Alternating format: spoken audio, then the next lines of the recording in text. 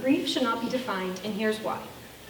Raise your hand if you've ever experienced a loss or seen someone around you experience one. Most of you raised your hand as death is part of life, but isn't talked about out of fear, judgment, or denial. My senior project was on grief. I would like to start by sharing my story of loss that sparked the idea for this project. On my 12th birthday, I received my dream birthday present, a Great Dane puppy. I named her Everest, and she was my best friend, and the best thing I came home to every single day, until about a year ago. Last summer, Everest was diagnosed with lymphoma. It's a very common and aggressive cancer in dogs. She underwent treatment, but stopped working, and the next steps weren't guaranteed success and were very pricey. My family decided to end treatment and just give her the best life in a short period of time. The chemo made her sick, so we knew it was for the best. We took her on as many car rides, gave her so much love and so many treats, but one day we could tell that she was ready. So inevitably, Everest passed away October 14th, 2022. The pictures above are actually from the day that Everest died, one being Everest an hour before I brought her to the vet, and the other being the sky on the way home. Her death and how it impacted me made me want to look into grief and its mental impact, especially pet loss, as most see it as way less, or not even a relevant type of grief. Now, before my research and Everest's passing, I didn't realize the complexity of grief. I thought grief were these 5 simple stages: denial, anger, bargaining, depression, and acceptance.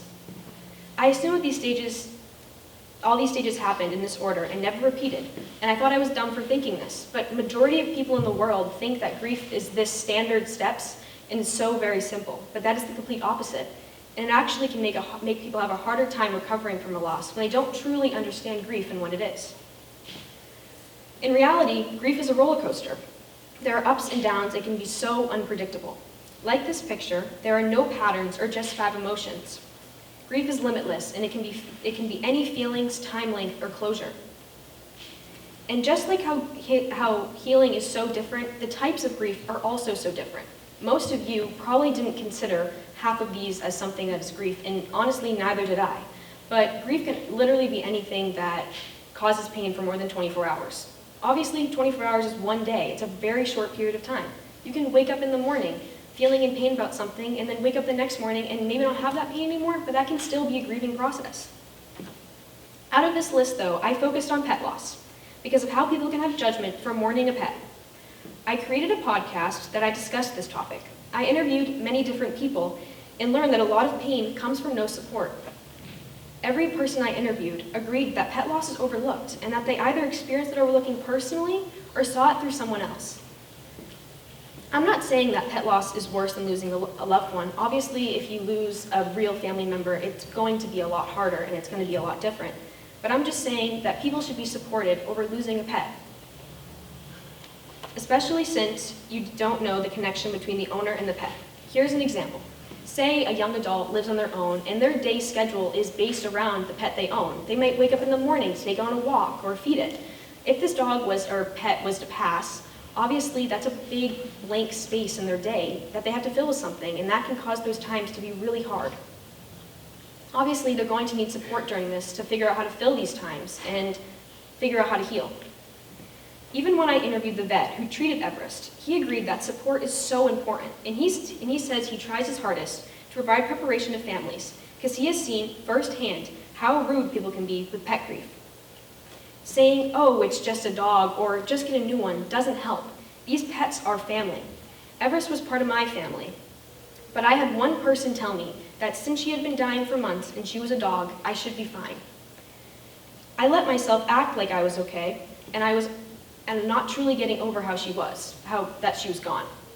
I completely avoided being at home because I didn't want to walk through the front door and not have her greet me. I avoided all the feelings I was supposed to be feeling, which was the wrong thing to do. But to be honest, I didn't even notice this until I conducted this research this summer, or made the biggest part of my project, my dog walk.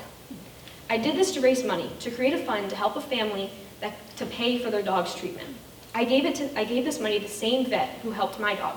This way, they could choose a family who they knew their dog maybe had a really good chance of living and they might not financially be able to afford it at all. On this day, I raised $716. Surprisingly, that doesn't really seem like a lot, but surprisingly, that actually is enough for one round of chemo, which could very well save a dog's life.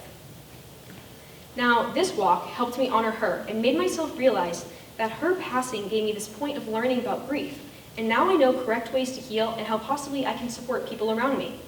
But most importantly, the walk showed how much I loved her and care for future dogs this may happen to. But let's be completely honest. Obviously, no one else would have healed this way. No one is going to, say, lose a cat one night and then the next morning wake up and decide, I need to raise money for the way they died. But this is my whole point. Not a single type of grief is the same. No one heals the exact same way. No one's going to go through the same feelings I had. But this is why that grief should not really truly be defined, because you don't know the background or how people choose to cope. Now that I have full closure and learned so much, these are my 3 takeaways I think all of you should walk away with today. 1, talk about grief. Don't let it be some scary thing that sits on your shoulders and you're afraid of it ever happening, because obviously it's going to happen one time in your life, and understanding it more helps a lot when you're actually trying to heal. And also talk about it when you're experiencing that grief. Don't hold those feelings in. Number 2, listen to any feelings you have, because they are valid and so very important in the healing process. Especially since if you don't listen to them, you're going to have a harder time and might experience coping 3 months later. And number 3, make sure you support people around you, as support is the number 1 thing that helps with grief. Thank you, and feel free to watch my podcast for tips and experiences. Any questions?